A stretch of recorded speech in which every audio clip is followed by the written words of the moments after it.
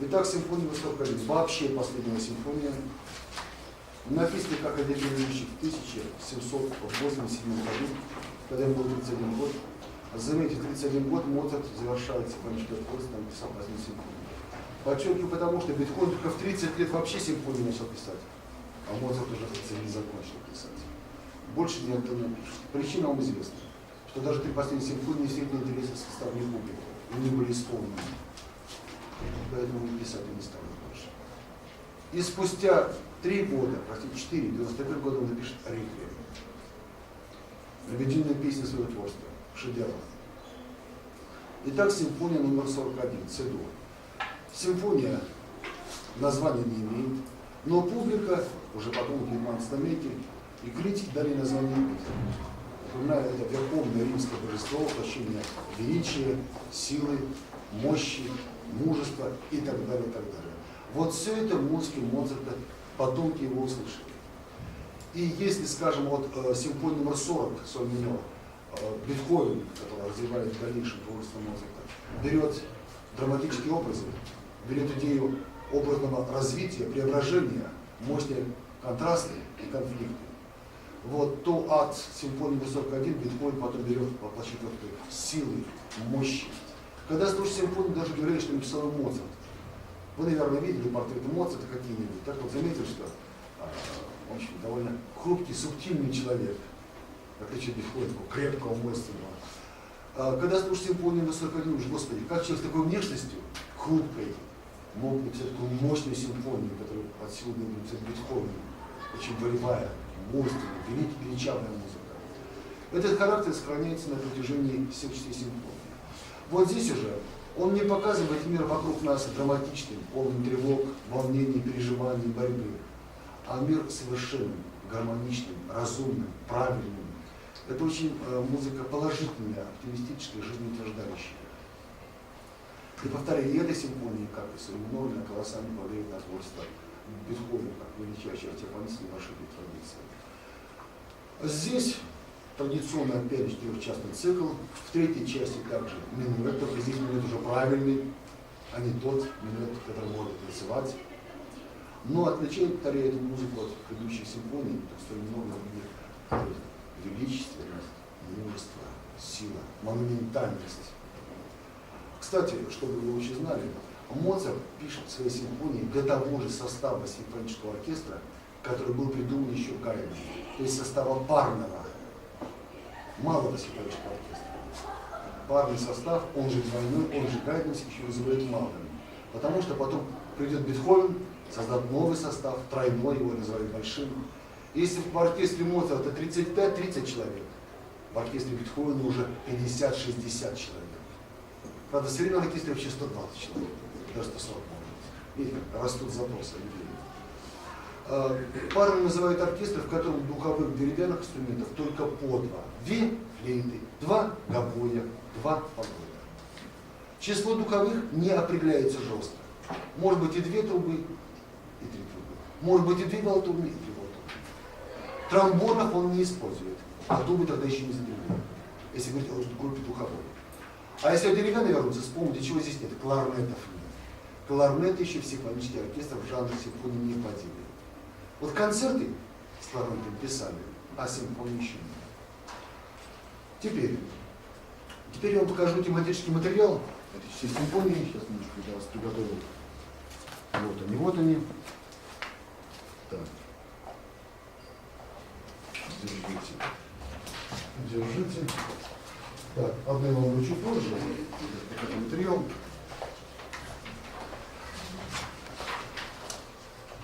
Обратите внимание, вот эта тетрадка, что перед вами, она начинается не с первой из 6 великих симфоний, а с последней, 41-й. Потому что она венец его творения Моцарта. Поэтому не с 35-й, например, а с этой симфонии начинается. Это собрание сочинений. И вот сразу же очень мужественная волевая музыка. Но и здесь Моцарт делает вот что. Он создает главную тему этой симфонии, 5-й части, тему внутренний контраст. Вначале громко, сильно всем оркестром, тут монодия звучит, вот эти тирады. Так. А потом второй элемент, нежный, мягкий, грустный. Первый требует, бушует, повелевает, второй успокаивает. Сейчас.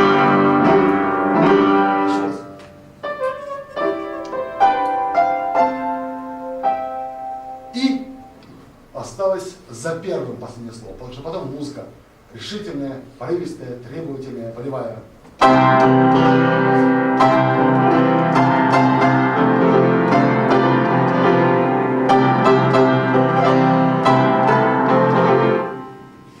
Вот такой характер у главной темы. Так.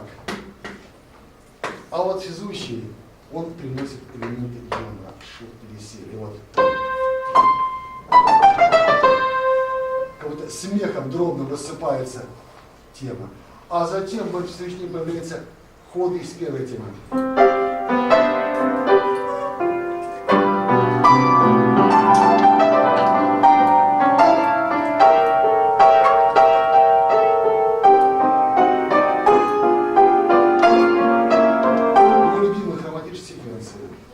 Предыдущей музыки легкий темп печали. А вот теперь побочная тема. Почти как всегда у Моцарта, лукавая, кокетливая, изящно утонченная.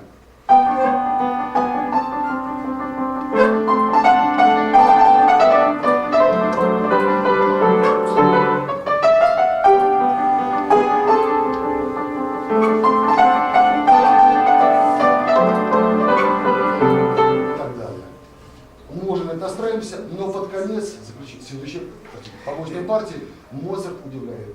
Моцарт любит удивлять неожиданности. Вот еще почему. Для музыки Моцарта вообще, для его симфоний, сонат характерно частое, иногда непредсказуемое неожиданное настроение. Вот в этом отличается от предсказуемого более Гайдна и Бетховена. Вот только что шутил, веселился, улыбался. И вдруг под конец этой партии играю.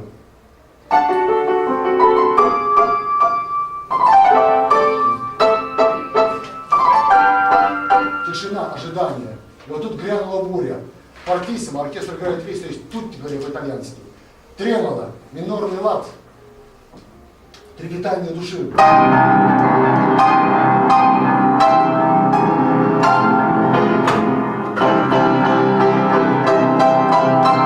И под конец ликования.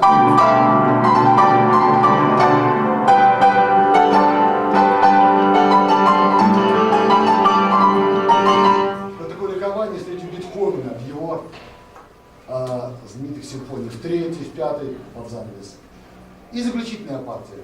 И опять, и лукавая, и какая-то немножко смешная, комичная.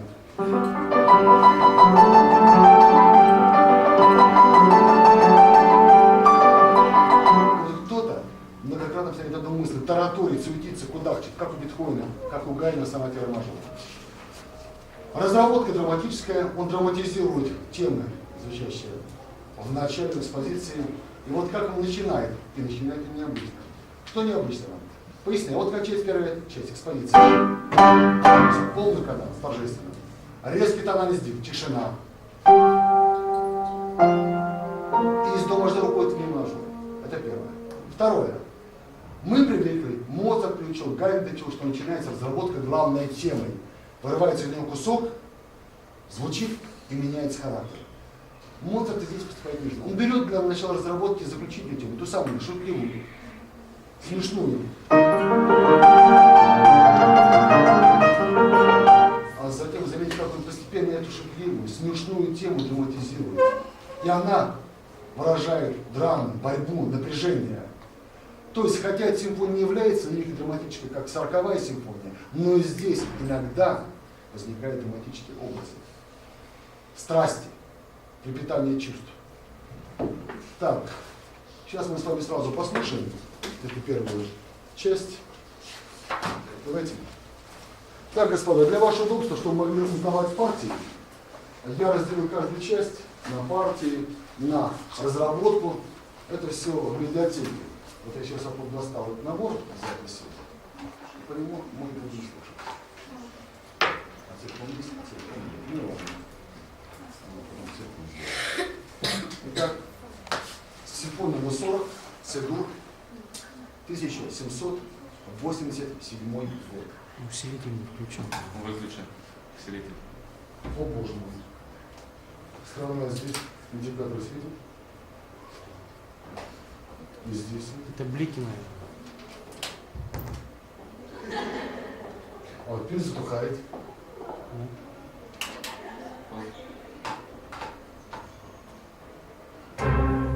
Сейчас.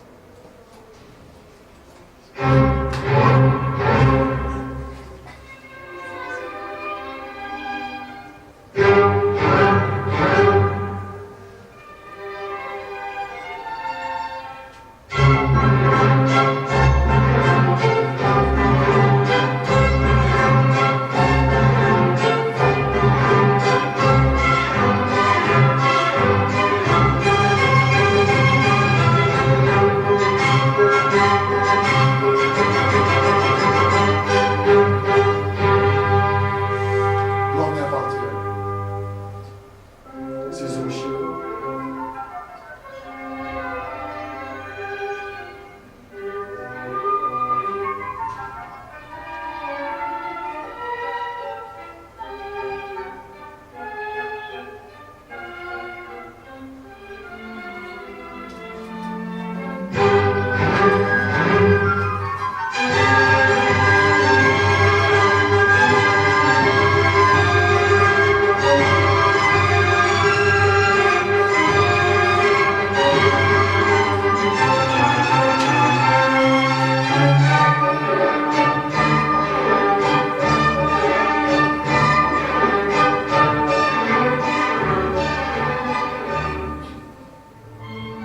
Побочная партия. Соль мажор. То есть нормально доминант, как положено.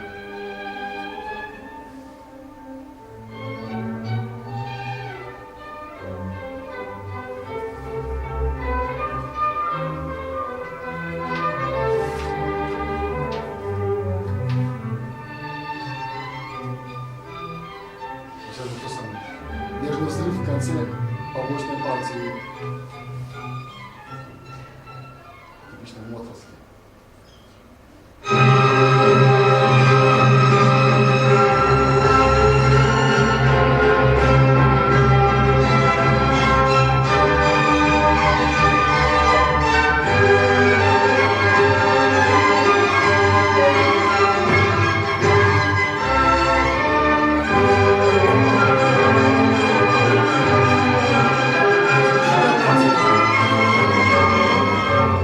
Типичная партия. Вы заметите контрасты партий. Главное и побочный. Связующий и заключительный.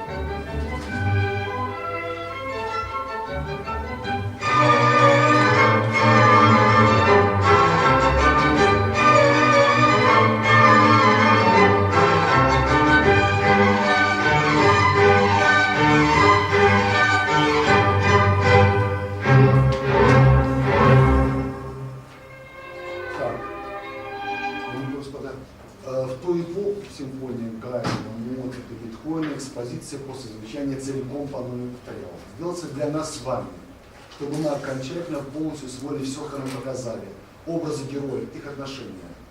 Чтобы не переспрашивали, а кто это, а что это, как при просмотре очередного сериала, когда не успели войти. Поэтому сразу перейдем к разработке. Там довольно хорошо, скажу. Итак, смотрите, вот страница номер 6, третий нотный стан, начало, первый этап. Вот это начало разработки. Резкий тональный сдвиг из соль мажора в ми бемоль мажор. Итак, слушаем разработку. Что изменилось? Сейчас нас не удивит. Вот.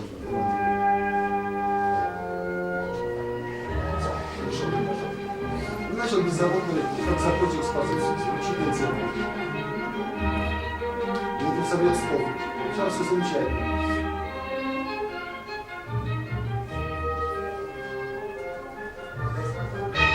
А мы начинаем развиваться, драматизировать цену.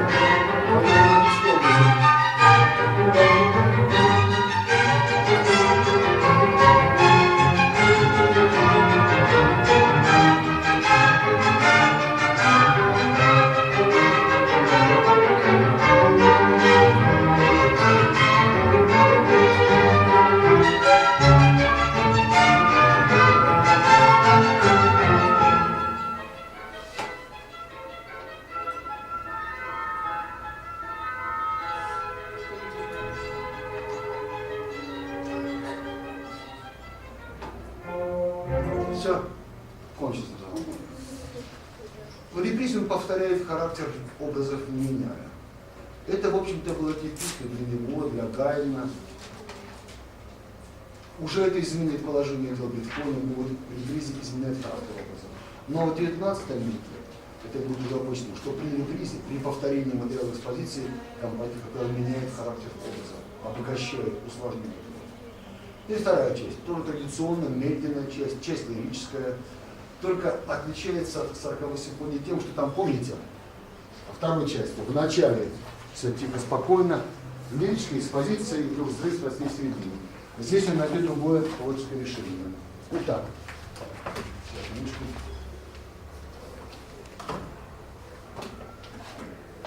Там вначале было больше изящества, утонченности, а здесь больше величия, спокойствия, неторопливого размышления. То есть это лирика созерцательная, лирика медитативная. Вот тема второй части.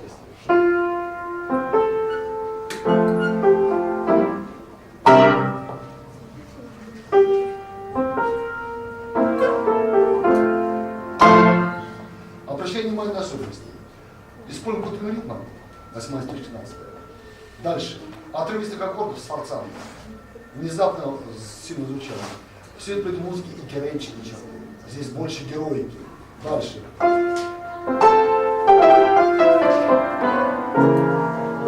вот.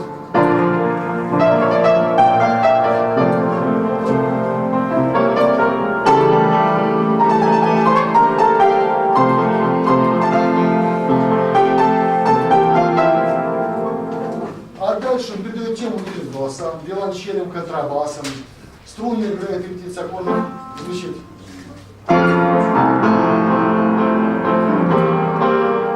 Фразу сыграл, а вот теперь возникает любопытный разговор. Разговор виолончели контрабаса, с одной стороны, скрипок и деревянных с другой стороны. Как будто опять же, одни спокойно размышляют, требуют, повелевают, другие просят, умоляют, суетливо, торопливо, вот, играют.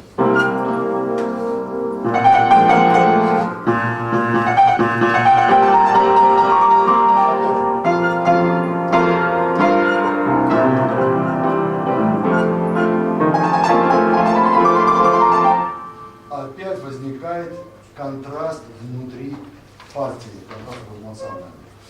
Эта часть, как и в той симфонии, написана любимой им сонатной форме. И это главная партия. И в этой партии будут нас ждать тоже сюрпризы. Напоминаю, для страны 40-й симфонии. Там вся экспозиция тихая, спокойная, безмятежная, мир прекрасен там. А здесь он уже в первой части в экспозиции вносит контрасты. И вот звучит дальше первая часть, покажет кусочек. 12 страниц, последний такт. 2 последних такта.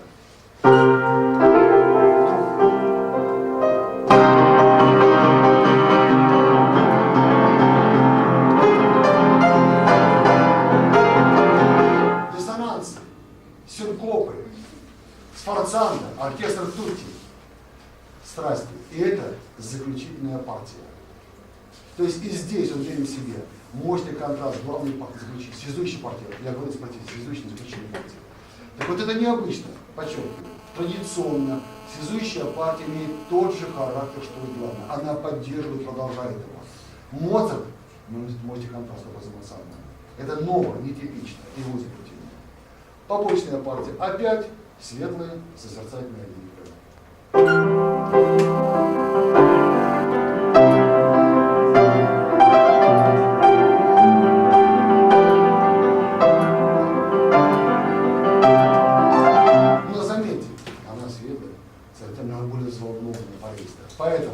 Внизу пульсация секстолия 16, арпеджиато.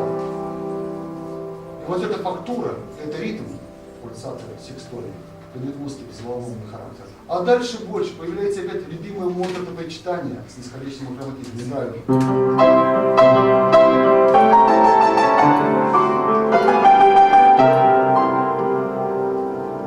И наконец заключительная партия. А здесь играют.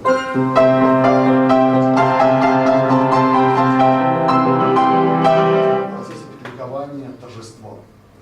Это содержание первой части, второй части, правильно сказать, экспозиции второй части. Итак, что здесь?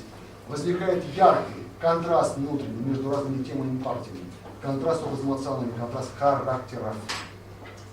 И характеры здесь разные, в отличие от такой симфонии, второй части. Второе. Разработка здесь опять драматическая. И опять он драматизирует. Но, что он делает? Послушайте. Или начало разработки.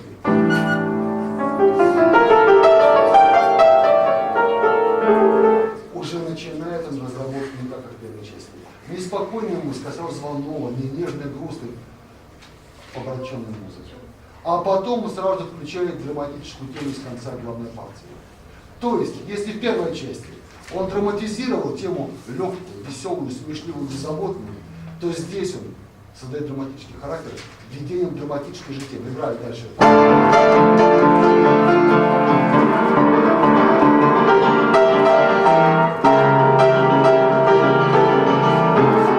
Вот так. Но этот контраст предсказуем, потому что эта тема была в первой части. Так, а теперь послушаем вторую часть этой Великой симфонии.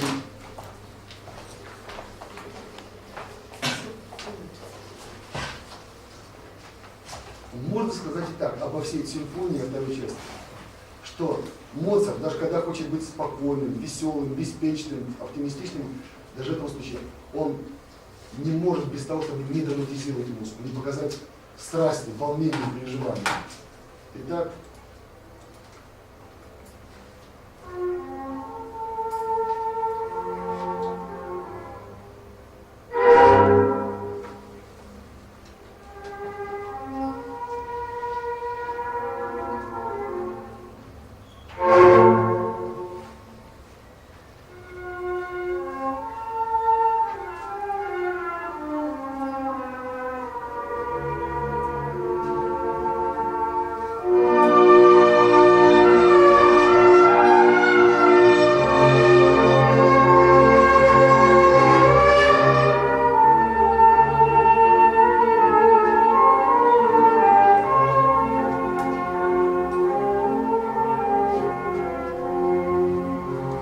переизложены главные темы виолончели, запели.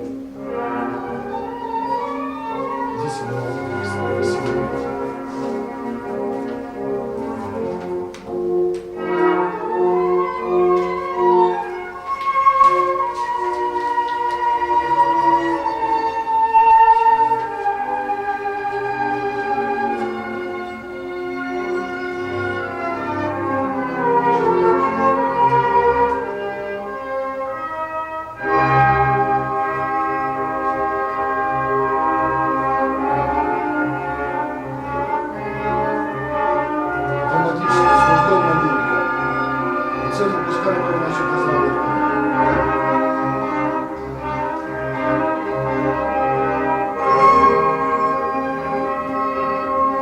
Следующая партия вносит контраст по отношению к главной партии.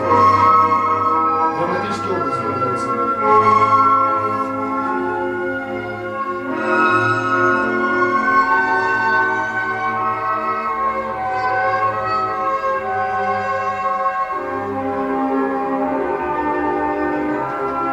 И побочный.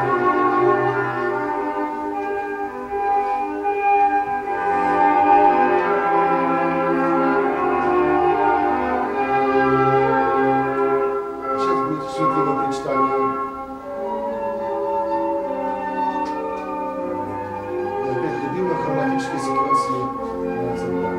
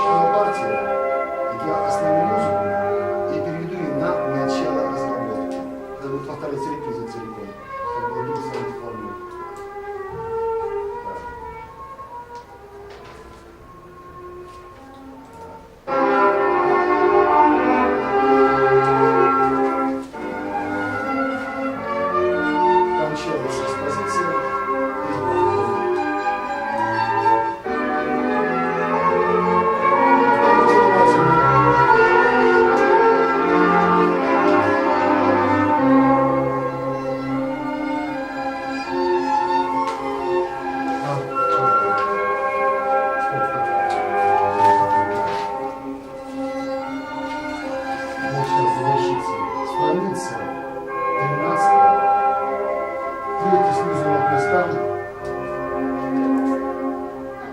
Связка. И вот началось работать. Второй такт только осталось идет. Музыка поплочнее, там слева. И сейчас будет взрыв.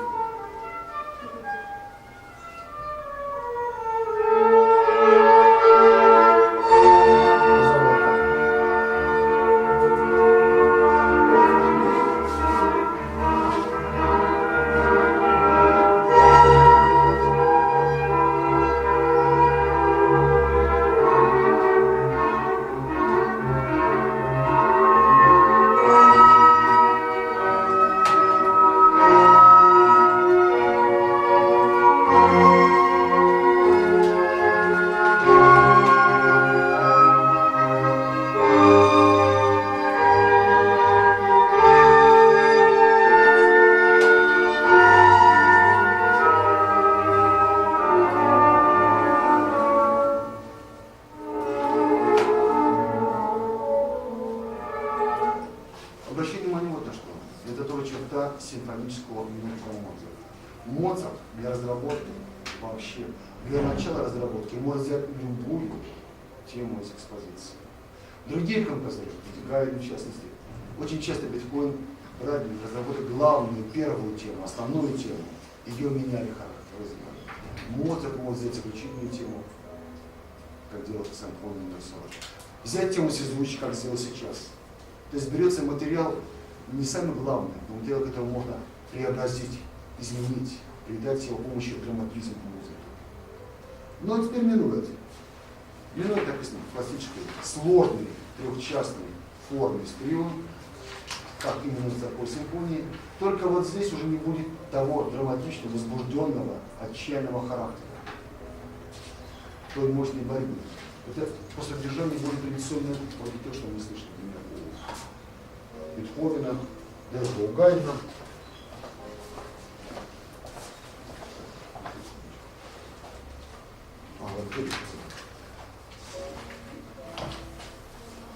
Минуты вы какие-то наверняка в школе играли, потому что их написали многие Гайдн, Моцарт, Бетховен. Так вот, знаете про трехударные движения, но минуты это не только определенный метод треударного других танцев. Это и фактура.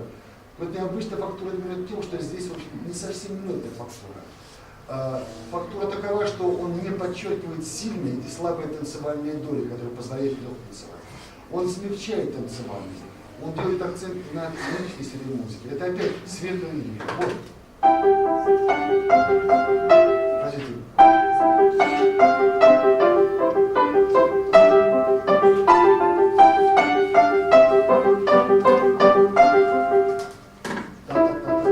В этом ровно звучании альбертовых басов, любимой фактуры венских классицистов, нет акцентов, ровность движения, та-та-та-та-та-та, поэтому танцевальность смягчается.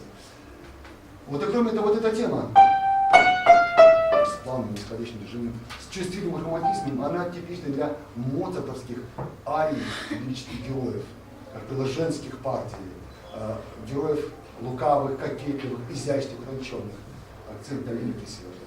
Это начало минуэта. А вот вторая тема.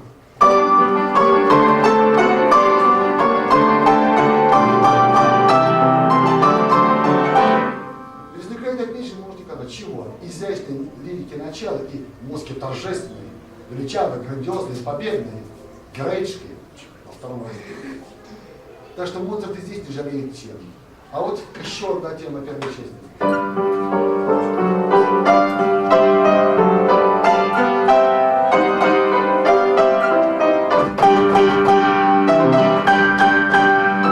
Заметьте, и тоже героическая тема. Потом повторяет первую тему.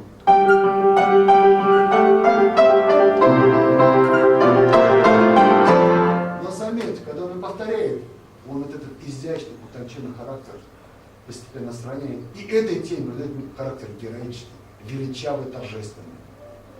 А вот теперь трио. Трио – обязательная часть слов трехчастных форм в жанре минуэт. Трио, как правило, имеет контраст, то есть иной характер, иную фактуру, ритм, регистр. И в музыке трио очень часто музыканты используют разных бытовых жанров. Минуэт уже был использован. Что будет здесь? А здесь будут элементы Лемблера, Лендера, одного из бытовых жанров второй половины 18 века в немецких странах, жанра, который стал дедушкой или папой вальса. И так началась минута.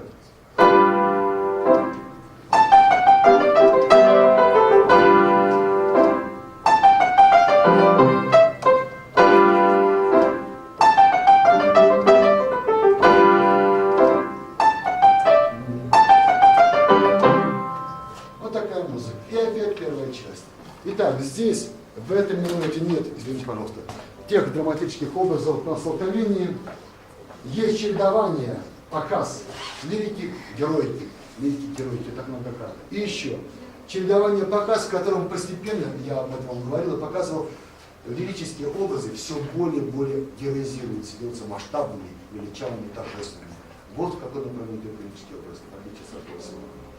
А теперь слушаем. Так. Так, минуэтто.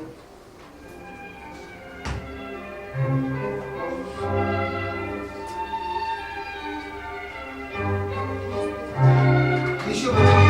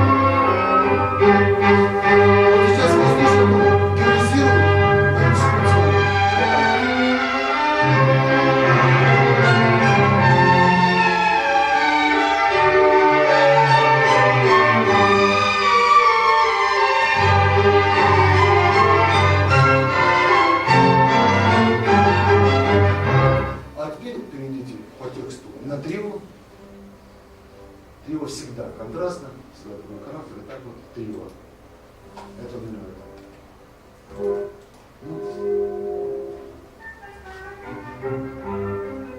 А вот это уже совершенно танцевальная музыка. Все фактурами. Но это не минуэтность, не минуэт, это минуэт. Предок вальса.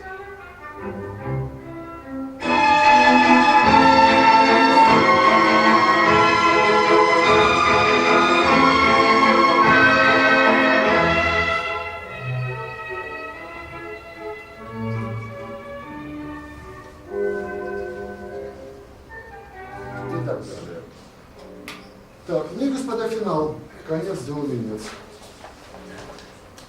Вот насколько величава первая часть, настолько же величава сейчас финальная часть. Ну, теперь, Моцарт здесь делает еще любопытные вещи. Моцарт очень много изменил в музыкальной форме, обогатил, усложнил ее. Так вот, да, здесь классическая сонатная форма, но непростая, золотая. Это означает вот что здесь Моцарт блестяще, показывая свою фантастическую технику, соединяет в одной части этой симфонии форму сонаты и форму фуги. Может быть, фуги вы не играли, но играли маленькие фуги, играли инвенции, знаете про имитационную полифонию. Вот видите, здесь начинает звучать мотив. Вот. Короткий мотив даже на мелодию не тянет, все лишь фраза. Ну, формальный мотив по объему, не формальная фраза, а так реально через мотив. Ну и что из этого? А то, что вот как раз этот мотив и будет темой фуги. И звучать главное там до мажора. Ведь там есть доминанты соль мажор, как положено в фуге при имитации.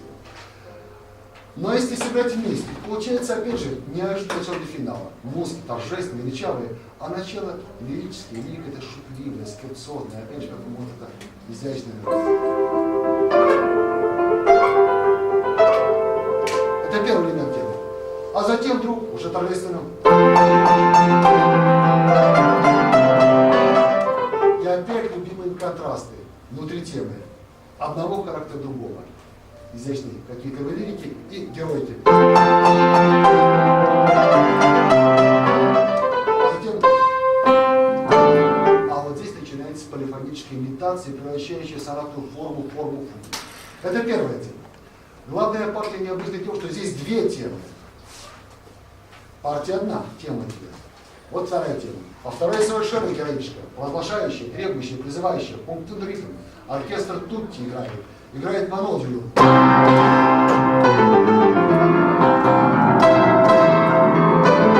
А после этого монодия превращается в полифония вверху. Это же призывная фанфара, барабанные ритмы, а внизу контрапункт. Это полифоническая музыка. И вот эту напряженность, мощь, силу придает пульсация будет. Теперь, связующая партия, сделана из того же мотива, послушайте. Вот что. А дальше вступает новый голос, и вот связующая партия окончательно превращает в фугу эту самую форму. Что вступает новый голос. Потому что этот мотив считают доминанты как имитация фуги, как ответ фуги. Ну и что скажете вы? А вот что, во-первых, когда мы слушаем фугу или играем фугу, даже маленькие люди фуга потому называется словом фуга бег, что в ней один голос догоняет другого, никак не может догнать, как собака свой хвост ухватить. Ухватить-то может, потом пускает. Вызывает ощущение погони, стремительного движения, натиска, движения вперед. Раз. Ну и кроме того, формы фуги, полифоническая имитация, потому музыки еще и углубленность, возвышенность, благородство, ученый облик. Вот следующая партия, я еще раз.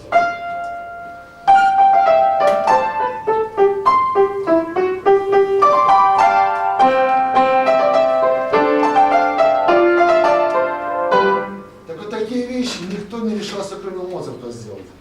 Придать финалу такой торжественной симфонии, праздничной, оптимистичной, ученый, серьезный характер. Феноменальная фантастическая техника. Бетховен потом только несколько раз в сонатах, пожалуй, решится. Господи, там всего. И заключительная партия. Заключительная партия тоже любопытна. Чем? А тем, что он слепил ее из, послушайте, играет. Кто забыл, напоминаю, он сделал из той же темы, с которой начал вторую побудную тему.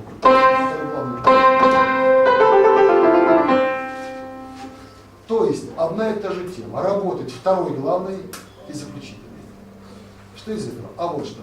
Что именно эта тема воплощает в музыке финала героический, торжественный, призывный победный характер, ликующий характер. И это еще не все. Он ее излагает в полифоническом ритме, в полифонической имитации, как фугу. Послушайте внимательно.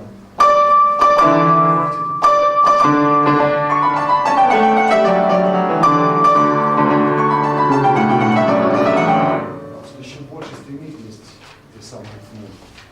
Так, ладно. Послушаем начало финала. Но вот туда переходить.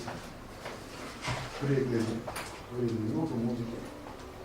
Времени мало. Главная партия, первая тема.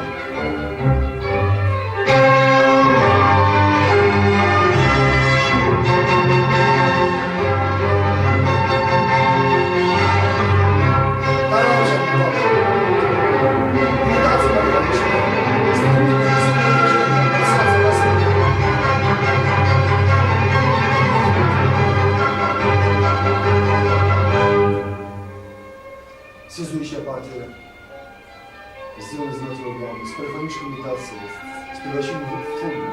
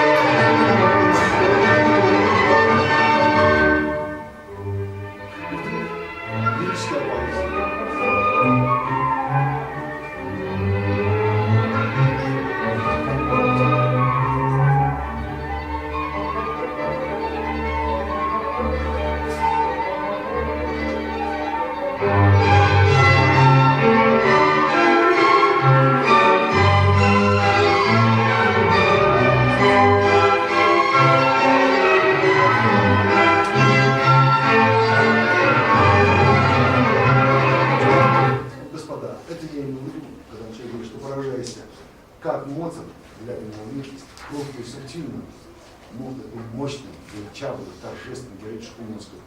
Бетховен не удивляет. И заметьте, что здесь акцент делается на том, что все больше и больше появляется музыки героики. ликования, торжества, праздника. И что Моцарт здесь героизирует даже лирические и даже скетсозные темы. Вот как он драматизировал подобные темы в 40-й симфонии, то здесь лирические скетсозные темы героизирует. Это возьмите у него Бетховен. И еще. Эта симфония невиданных размеров. Эта симфония длится почти 40 минут. Ну и что? А то, что у Гайдна, у Моцарта всего здесь 20-30 минут. Долгое время жанр был небольшим. Бетховен, Моцарт делать моментально. И потом будет Бетховен только большие симфонии. 40-45 минут. А в 9-й симфонии Бетховена будет уже 65 минут. Все призывы хранится. Но это начинается с нами. Итак, это лебединая песня симфонического творчества, но не вообще. А лебединая песня творчества вообще и вот гениальная реквием. Это шедевры Моцарта, это шедевры великого жанра. Рейкмы писали до него, пишут их сегодня, и много великих рейкмов, имейте в виду, на Моцарте не заканчивается жизнь жанра. Но это реквием всех времен и народов. Вот как величайшее место, это место Себастьяна Баха, так величайшее реквием, это реквием Моцарта. И любой музыкант, обращающийся к этому жанру, считает нужным хотя бы дотянуться, приблизиться к уровню Моцарта. Пусть не произойти, наверное, невозможно. Теперь, господа, что такое регион? Регион – это место, но это особое место, место заупокойное. Место, которое исполняли, когда человек умирал, над его прахом, когда отпевали в храме Божьем. Так вот это место. И как вы знаете, любое место, я об этом говорил в тексте Себастьяна Баха, имеет свой определенный порядок. Текст латинский, канонический, всегда один и тот же, неизменный. Чередование чтений тоже неизменное. Но здесь иная область. Место запокойное, оплакивание души и тела. Поэтому, естественно, главное чувство печаль, грусть, скорбь, отчаяние. А вернее так. Это, начиная с Моцарта, это главное чувство. Вы поймите, это ведь часть службы. Так вот, служба воздержанная, величавая, строгая. Поэтому до Моцарта в жанре реквиема музыканты себя сдерживали и выражали чувства печали, грусти мягко, объективно. Моцарт позволил себе субъективно. Выражает эти чувства сильно, открыто, страстно, яростно, отчаянно. Поэтому безумная печаль, безумная скорбь, все это до предела. В этом смысле здесь оказывается не классицизм. Классицизм – это равновесие мысли чувства. Здесь примат чувства. И это еще не все. Моцарт, напоминаю, потерял его мать, потом потерял отца, друзей. Моцарт внутренне за своих близких переживал эту смерть. И вот здесь гениальное переживание плотил. Поэтому в этом ритме, кроме отчаяния, печали, скорби, грусти, тоски, есть очень какое чувство ярости. Протеста против смерти, который является фактом, приносит несправедливость. И вот когда он воплощает протест против смерти, во втором номере «Диес Ира», мы ощущаем такую силу чувства, которая была раньше в этом жанре ни у кого не слыхана. Кстати, за это Моцарта упрекали некоторые критики, что он принес жанр религиозной музыки, богослужебной, храмовой, те чувства и страсти, которые характерны для оперы. Мол, в опере так можно выражать чувства, а музыка в храме, во время службы никак нельзя. Да, он действительно сказал то, что принес тот способ, тот язык, те приемы, главные чувства, переживания и силу, которые были характерны для оперы. Вот это поражает музыку. То есть, хотя здесь нет текста поэтического, здесь нет текста сюжетного, это молитва, латинские слова. Такое ощущение, что мы с вами при какой-то драме разыгрываем на сцене. Когда приходят герои, их чувства, мысли, отношения, конфликты, борьба. Настолько мощная музыка. И вот как когда-то в высокой месте Себастьяна Баха, так и здесь мощные контрасты между частями. Контрасты внутри частей мощные, образы эмоциональные, исполнительские. Теперь, слово реквием, слово латинское. Название получило по названию первой части «Реквием этерна», вечный покой. Этерна – вечный, реквием покой. Ну, по-русски покойный, заупокойная. Так можно перевести, запомнить слова. Так, вечный покой. Ритмы после Моцарта появлялись, повторяю, и не всегда они назывались так, ведь иногда называли, скрывали. Главное, что если в музыке есть какая-то печаль, скорбь, оплакивание ушедших. Поэтому музыка в ритме может быть разная музыка. Вот, скажем, русский композитор Сергей Танеев написал гениальную кантату «Иоанн Дамаскин», трехчастную. Называется кантата, имя есть Иоанн Дамасский, стихи на русском языке, стихи, не проза, не молитва, но это по сути реквием. Или вот есть у Сергея Рахманинова знаменитый музыкальный момент си минор, может быть, будете играть через годик, через два, гениальная музыка. Называется музыкальный момент си минор, это по сути фортепиано реквием. Так, теперь, если говорить о великих реквиемах после Моцарта, их было немало, только в 19 веке. Берлиоз, Дворжак, Верди, немецкий реквием Брамса, гениальные реквиемы. В 20 веке, он назвал то, что поближе, стоит из величайших реквием, например, реквием Бенджамина Бриттона, военный реквием. Вот, или реквием Вячеслава Артемова, русского композитора, мощная музыка. Реквием потрясающий у Караманова, Алендара. Вот такой композитор умер, лет 16 прошло. Так что имейте в виду, жанр не умер, жанр живет. Реквием есть у Кшиштофа Пингелецкого, великого польского композитора. Теперь, я напоминаю, что с реквием связана легенда, которую любая книга о Моцарте называет, но легенда была правдой. Ну, пришел поздно вечером не знакомиться. Причем был в темном и в маске. Сделал заказ. Сделал заказ, написать реквием, очень быстро написать, нет, не надо написать реквием за очень большие деньги. Моцарт раньше реквием не писал. Моцарт не хотел писать. Почему? Это было тяжело более. Он был в таком плохом состоянии, когда нам легко представить всякие беды, неурядицы, все такое. Он был очень впечатлительный, восприимчивый. Так вот, он мялся, но он был беден, куча долгов, жена требует лечения, деньги нужны, а тут большая щедрая плата. Он потом согласился. Согласился, напоминал, Моцарт писал очень быстро. Очень быстро. А тут Моцарт писал полгода и так и не закончил. Он оттягивался, он боялся закончить. Такое суеверие. Кстати, девушки и юноши, суеверие. После Бетховена музыка была еще одна суеверие. Существующее до сих пор уже почти 200 лет. Не пишите 9-ю симфонию. Почему? Умрете потом. Бетховен написал 9-ю, умер. Вот вы смеетесь, а так было почти со всеми. С большинством композиторов. Только писал 9-ю, вскоре умер. Поэтому некоторые либо не писали, либо не закончив, начинали 10-ю, либо долго писали 9-ю. Лишь избегал то. Вот Шостакович избежал, Мясковский избежал, верно. А вот был такой композитор, умер недавно, ну не самый видный, просто песни, Никита Богословский. Писал 9 лет 20, так не закончил.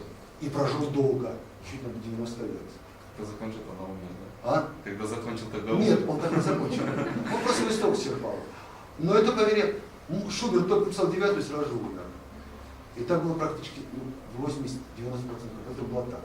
Поэтому после Бетховена боятся писать 9-ю симфонию. Все, потом конец, дальше нет. Что Бетховен был величайший посланник. Это к слову. Моцарт более, что таких суеверий не знал. Но для него реквием казался 9-й симфонией. Так вот, поэтому Моцарт составил полностью план реквиема, написал весь тематический материал, подчеркивает это очень важно. Но превратил в текст, в законченный текст, с партиями для хора, для солистов, для оркестра только 7 номеров. Остальное слово сведено набросков, эскизов, повторю, с записанным тематическим материалом. Что потом? Он умирает. Заказ вдова клиента. И вдова просит его ученика Франца Зисмайера дописать по реквиему его учителя. Зисмайер дописывает. И впервые часть реквиема звучала на похоронах, на отпевании Моцарта. Что потом? Проходит время после смерти. И тут Франц Зисмайер объясняет, что вообще-то автор реквиема это, скромно говоря, он сам, Франц. Но вдова негодования, друзья негодования Моцарта, любили его творчество, поклонники. Начинаются споры, а потом из споров начинается судебный процесс. Вдова versus, или говоря по-русски, против Франца Зисмайера. Говорят, куда доводился процесс. Суд доказал, что нет, это Моцарт произведение. Потому что эскизы были его, Моцарта. Но поражает поведение Зисмайера, благодарного ученика, который хотел отнять у своего учителя его шедевр. И такие его моменты. Надеюсь, такими не будете учениками. Так, кстати, если вы потом возьмете клавиатуру, клавиатура будет перед вами, и посмотрите потом остальные части, вы увидите, что Моцарт, Зисмайер, да, там использует материал первых 7 частей. В общем-то, любому музыканту, кто наглядно, судим было не сразу понятно, они не музыканты, можно быть. Он провел еще довольно долго, не знаю, красиво при этом или нет. Но имя его покрыто уже позором. Потом его музыку не исполняли, никто не интересовался. Зисмайер стал именем уже нарицательным. Так вот, потрясает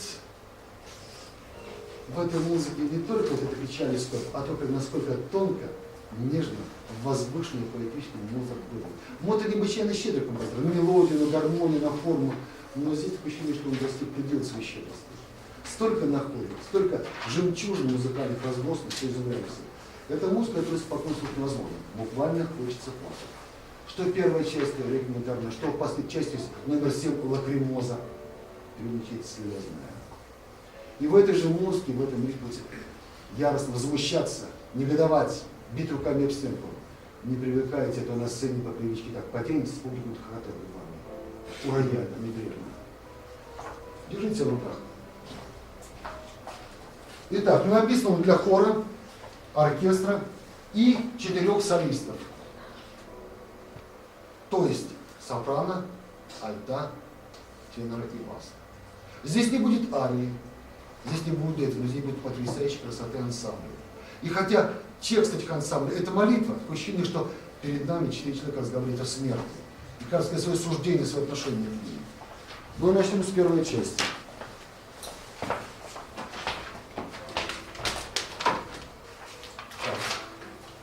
Итак, потрясающей красоты вступления.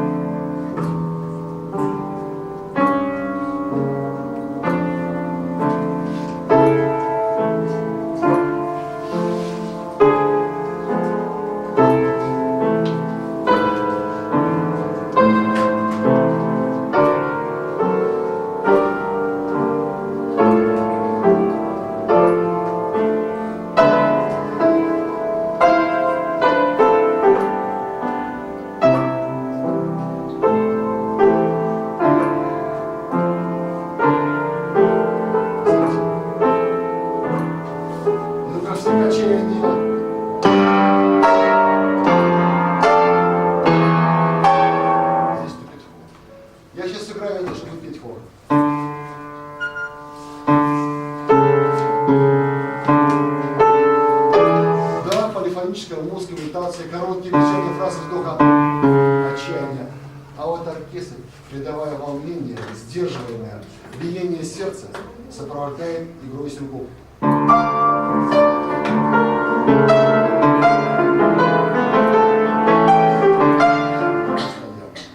Это первый раздел. Потом появляется новая тема приглашающая. Эквилюкс перпетуа. Свет вечный.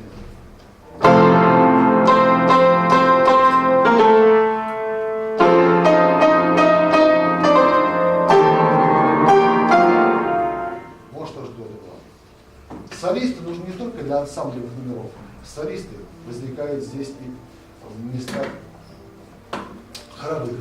Вот получал второй раздел Реквиема первой части. Так и звучит. Я не знаю латыни, как это классически не получили. Тедец, химнус, деус ин Сион. Все, что я знаю, Бог в Сионе, гора Сион. Остальные слова неизвестны. А может быть так, воспоем гимн Богу в Сионе. Звучит мягко, управляющим. Итак, это первая часть. Но у этой первой части самый большой двойное дно. Итак, вначале печаль, грусть, покой. А вот с этой страницы, видите, номер 9, по-моему, да? Вот отсюда. Начинается второй и ярко контрастный раздел этого номера на название Реквиема. Небо и земля. Здесь грусть, печали. Здесь ярость, возмущение, возбуждение, потрясение от факта. Поэтому здесь гомофония преобладает, здесь частичная полифония. Вторая часть это фуга, хоровая фуга, одна из сложнейших и величайших народной музыки. Музыка напряженная, яростная. Фуга сложная, почему? Она двухтемная. Одна тема вступает здесь, вторая тема вступает здесь. И эти темы контрастны. Мало того, что сама фуга контрастирует первому разделу, темы контрастны. Как будто люди сразу в отношении полета смерти. Она виртуозна и для хора, и для оркестра. Вот начинается первая тема. Грозная, приличная, требовательная, суровая. А вот вторая тема. Опять ожи отчаяния, просьба делать. И опять. И опять. Вот такой разговор, диалог хора о одной части кора с другой части кора. Так что контраст возникает не только между частями в этом региона, уже внутри частей, между первым разделом региона и фугой второй. Ну а теперь слушаем. Открывайте начало. Мы послушаем много начала, потом переключись на фугу сразу. Так, да, больше у меня, господа, экземпляров нет. Как сказал герой одной картины, извините, бананов не припасли. Да, да. А, вот, правильно. Слушаем.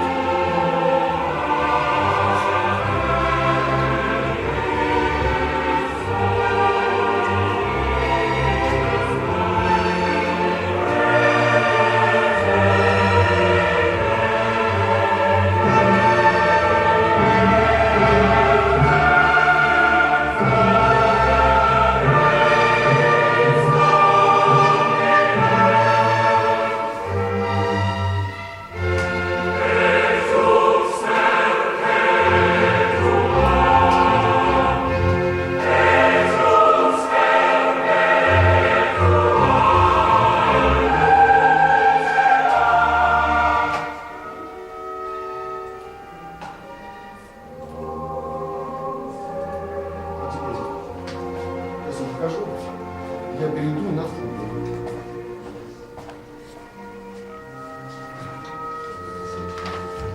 Вот сюда. Так, страница 9, второй нужный стан, второй этап.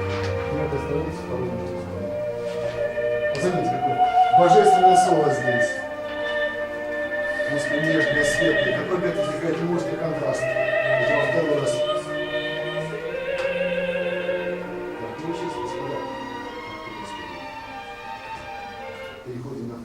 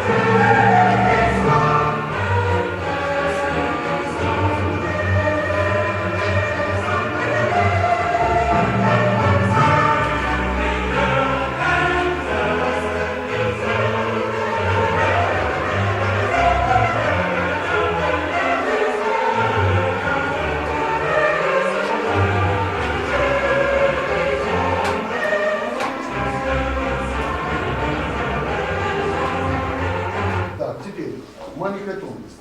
Вы слышите сейчас характер второго раздела, часть реквием, часть номер 1. Возбужденный, яростный, напряженный, драматичный, верно. Но такой же характер был у второй части, под названием диез ира.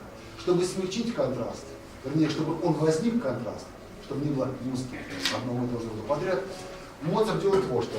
Он завершает первую часть тихой, спокойной каденцией. Вдруг остановка движения, тихо, медленно, а даже звучит.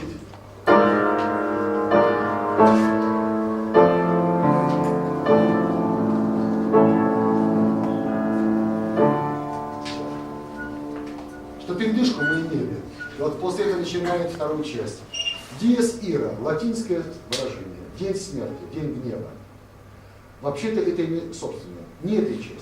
Так называется одна из знаменитых средневековой секвенций, которая вот уже 1000 лет. Это появление реквиема и вообще многоголосной музыки в католическом богослужении. Эта секвенция служила символом смерти. Эту секвенцию диез ира использовали потом многие композиторы. Берлиоз, к примеру, использовал, Лист, Рахманинов, Мисковский, очень многие музыканты. Но вот гениально ее вставил сюда Моцарт. Итак, это символ смерти. Но здесь Моцарт показывает не столько саму смерть, страшный лик. Он показывает реакцию людей, отношение к ним, ярость, возмущение, гнев, неприятие. Да, и поведение людей перед лицом смерти. Не одного человека, а 1000 людей. Пришел день страшного суда, вот, и мы все трепещем. Вот это трепетание душ людей показывает. Здесь будут слова, повторяю, хотели молитву, некоторые слова можно перевести, более того, Моцарт их отыгрывает. Там есть такие слова, и начнется великое трясение земли, тремор по латыни. Так вот этот тремор в музыке будет, сотрясание земли. И стоны и вопли грешников, которые Господь наказывает, отправляет вниз. Тоже это будет. Итак, вот этот отчаянный, бурный, яростный характер выражается в том, что очень краткие, угловатые фразы, ничего распел мелодического.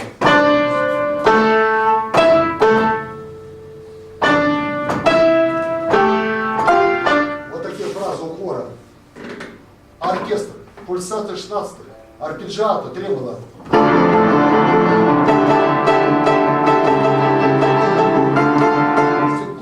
Все эти приемы должны выразить потрясение, отчаяние. Так, это первый кусок.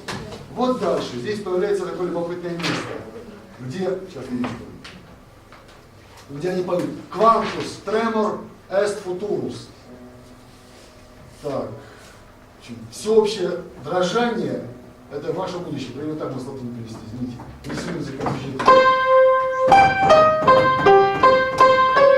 Это поет хор. Что играет оркестр? Такой же материал. Ну вот дальше. С буквы А. Quantus tremor est futurus. И вот здесь вот этот тремор, расшатывающий землю, можно показать как. А дальше мольба. Нет, ради Бога, не делай этого, как можно. Звучит. Опять.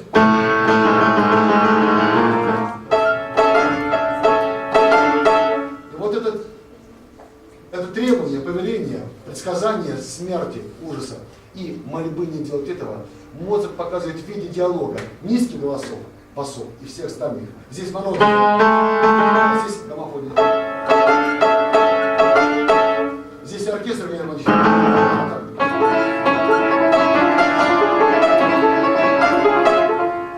Так, много-много раз. Ну а теперь послушаем вторую часть. Диез ира. Итак, напоминаю, что это одна из средневековых секвенций, которая более 1000 лет. Это дожила до наших дней.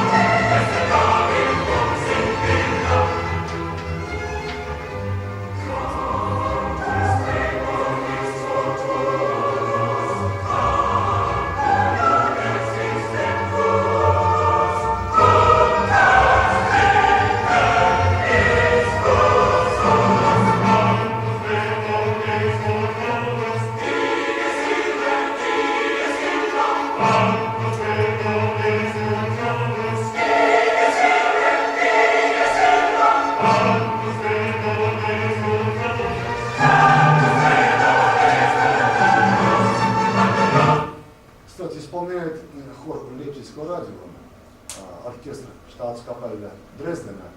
Вот, а среди знаменитых 500 есть Чел Адамс, германский бас. Остальных музыкантов я не знаю, это время так написано, потому что вы знаете, кто исполняет. Класс потрясающий, необычайный высокий класс исполнения. Вот еще, повторяю, музыка таких страстей, таких открытых чувств в жанре духовной музыки, в ритме никто не способен. Это он сделал в первую очередь. И тем самым, по сути, превратил реквием из жанра церковного для богослужения в жанр концертный. Поэтому с тех пор у реквием никогда церковь не исполняется. Как и реквием других великих композиторов, появившихся позднее. Только в концертном зале, как светская музыка. Моцарт окончательно перевел жанр светский.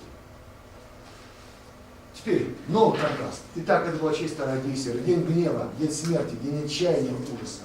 И третья часть Туба миру. Вот уж буквально, где русский, где латынь. Туба миру, труба мира. Как похожие слова хотя бы. Дело в том, что инструмент туба у нас с вами переводится с латинского буквально как труба. Кстати, английский язык взял это слово народное тьюб, так называется подземка, по-американски. Вот, по-английски underground, по-американски тьюб. Так вот, труба то есть буквально. Почему? А потому что музыка смелая, спокойная, величавая. Как вы знаете, вот архангел вострубил, а архангел будет, говорил, мол, все, хватит, конец. Этому наказанию избиения грешников, конец страшному суду, успокойтесь все. И поскольку речь идет и об этом тоже, то Моцарт посчитал нужным сделать музыкальную иллюстрацию, звукоизобразительность. Показать знаменитую трубу архангела Гавриила, который там еще вострубил. И начинает эту часть буквально труба. Ну, вернее так, сами понимаете, у архангела не простая труба, вот такая. Это огромная даже, может, весь мир слышал. Вот, а таких труб нет на земле. Поэтому партию трубы архангела изображает, естественно, тромбон. Тромбоны в симфонический оркестр не пускают, но в симфонический. А в театральной музыке и в музыке церковной тромбоны еще со времен Возрождения использовались. Поэтому здесь тромбоны изображают трубу и величавые звуки, трубу архангела Гавриила. Так вот, начинается с этого призыва. Так и так, мол, все, я вас конец этому наказанию прозвучало, а дальше начинается необычное. Эта часть, по сути, не хоровая, а оркестрово-ансамблевая, оркестровая, сольная, потому что оркестр сопровождает пение квартета. Женский, высокий голос сопрано, альт, тенор, бас. И это разговор, размышления 4 людей о жизни и смерти, о смерти прежде всего, кто как воспринимает, как относится. Это, кстати, старая средневековая традиция. Во многих полотнах художников Возрождения, даже нового времени, мы можем видеть фигуру людей, которые встречают смерть по-разному. Женщины, мужчины, старые, молодые, богатые, бедные, умные, глупые и так далее. И даже часы многих европейских городов изображают появление смерти и поведение людей, приближенных к смерти. Студента, солдата, священника и так далее, и так далее. Что в Нюрнберге, что в Праге, посмотрите, где случай. И потрясающей красоты здесь звучит ансамбль. Мы видим Ташине, боязливо одних, смелое мужество других, пренебрежительное третьих. Моцарт здесь повторяет ансамбль, и по сути ансамбль по яркости, не уступающий оперным, потому что каждому герою своя партия. Итак, начало. Труба вострубила, изображаем тромбоном.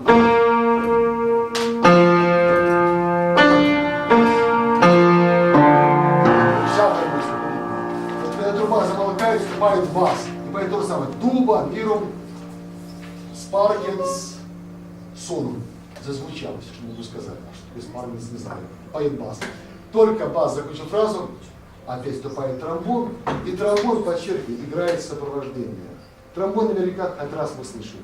Прямо скажем, не самый ласковый, мягкий инструмент, но хотя бы решительный фраз. Здесь тромбон играет арпеджиато, вот она. Поэтому очень мужественно.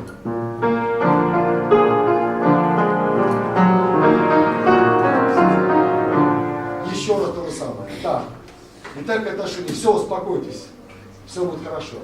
А затем новый раздел, буква А, и вступает тенор соло. И вот совершенно оперный кусок. Мелодика оперной арии, драматической, взволнованной, порывистой. Партия оркестра птица аккордов.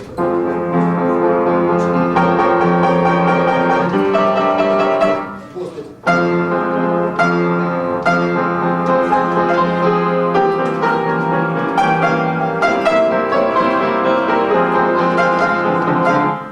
Кстати, один из композиторов лет 40 назад сделал из этого модную песню. Вот из этой фразы. Марио Бабаджанян. Так. Потом вступает женский голос. Альт. А здесь другой. Юдекс эрго сум садебит. Что такое назначение? Более светлая музыка.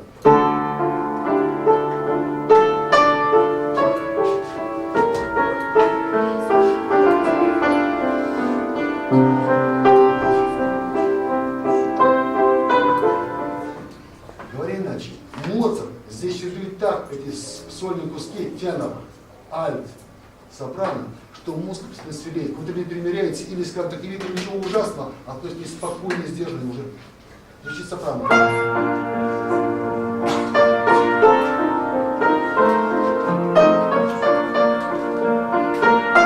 Как бывает с нами, когда проходит время, мы постепенно успокаиваемся от удара, нанесенного тем, что кто-то из наших близких ушел, как и здесь. Вот такая нежная часть. Повторяю, здесь необычно то, что происходит на протяжении части плавные перемены настроения и состояния. Итак, труба миру, труба мира.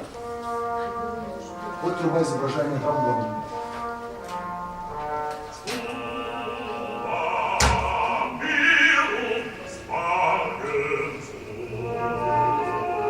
И тромбон, сопровождающий голос.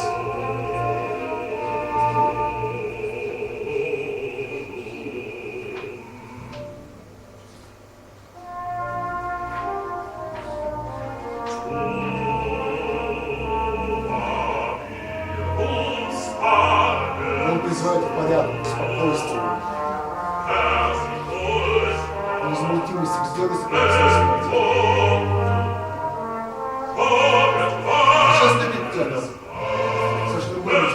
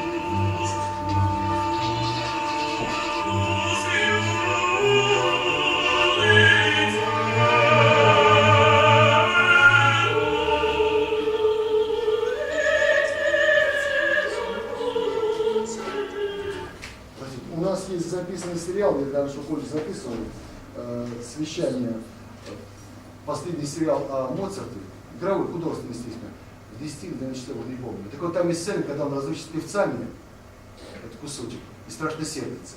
Правда, мне дело вот что вообще-то как он мог выучить, он не исполнял, но бывает сюжеты какие-то неясные. Мы пропустим часть, раздел перейдем к 6 номеру. Конфутатис. Так вот здесь опять ярость, возмущение смертью, нежелание ее принять, но здесь не общее отношение ко всему, здесь в этом номере диалог. Когда одни все еще в ужасе, в отчаянии, что делать, это ужасно, это конец, все, есть такие люди по жизни, а других успокаивать сразу, да не надо так волноваться, спокойнее к этому относитесь. Диалог нужен не диалог, как здесь был, вспомните, здесь бас, тенор, альт, сопрано, альт. А там диалог многих людей. Вот одна часть скоро, вот другая часть скоро. Мужчины поют, женщины поют. У одних музыка возбужденная, тревожная, беспокойная, у других свет успокаивающий. Все будет хорошо, все будет нормально, не надо бойцами страшиться. Постоянный диалог. И возникает мощный, многократный контраст внутри этой части. Так вот, там тоже много нового придумал Моцарт. Вот обратите внимание даже на письмо оркестра, какая напряженная, изощренная ритмика. Пульсаты 16-32. Но не только, а стенаты, то есть неизменные ритмы. И ритм это тревожный. Та-та-та-та-та-та-та-та-та. Барабанный ритм судьбы, можно сказать. И он будет звучать постоянно в этой части. Вот он.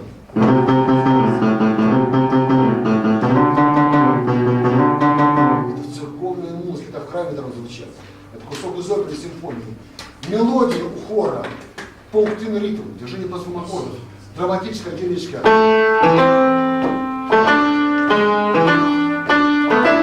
Все, пойду на полный валют.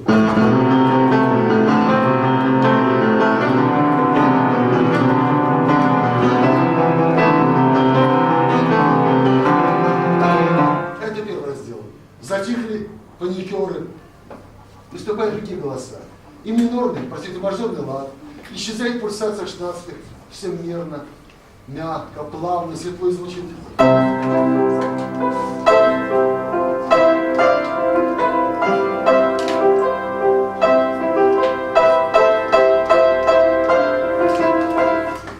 И как только они закончили, вступает опять тем, нет, не может быть, мы не верим, мы не согласны. И опять.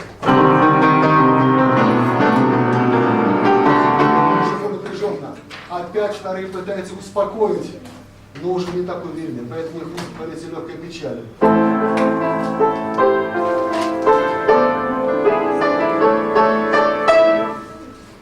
И вот после этого начинается знаменитый конец этой части. Я вот не успел сыграть, но хотя покажу. Вот этот знаменитый конец начинается отсюда, с этого места. Возникает твердая, ровная пульсация штанцев. Пам-пам-пам, медленная. Неизменный, ритм не меняется. Музыка постепенно опускается вниз в буквальном смысле слова. Нисходящее движение мелодии. Аккорды спускаются по ступеням все ниже, тональности по ступеням. И вот это движение вниз тональности, аккордов и тональности по полутонам, символизирует смерть, умирание, ход вниз, в преисподнюю, в землю. Музыка все прям мрачный и мрачнее до конца.